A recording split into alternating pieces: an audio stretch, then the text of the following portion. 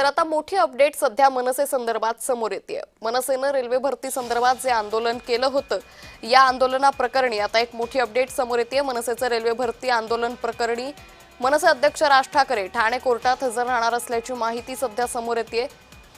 तर मोठी बातमी पाहतोय, रेल्वे भरती दरम्यान 2008 साली मनसेनं आंदोलन केलं होतं आणि याच प्रकरणी उद्या राज ठाकरे हे कोर्टात हजर राहतील। उत्तर भारतीय उमेदवारांना मनसेनं मारहाण केली होती।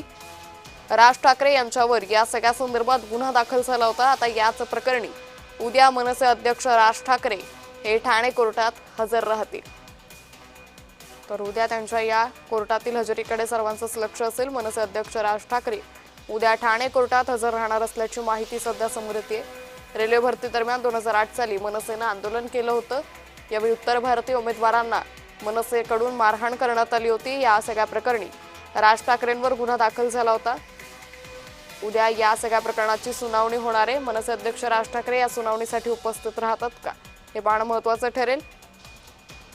या संदर्भात अधिक माहिती घेऊयात आमचे प्रतिनिधी कुणाल भोईटे यांच्याकडून। कुणाल, मनसेचं रेल्वे भरती आंदोलन प्रकरणी उद्या सुनावणी आहे, काय अधिक अपडेट?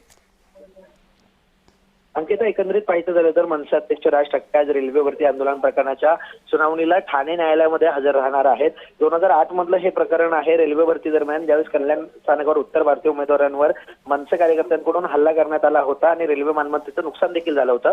या सगळ्या संदर्भात त्यांच्यावरती खटला दाखल करण्यात आला होता आणि याची सुनावणी आज ठाणे न्यायालयामध्ये आहे। याआधी देखील 11 डिसेंबर 2025 रोजी ही सुनावणी पार पडली होती आणि आज राज ठाकरे पुन्हा एकदा ठाणे न्यायालयामध्ये हजर राहणार आहेत।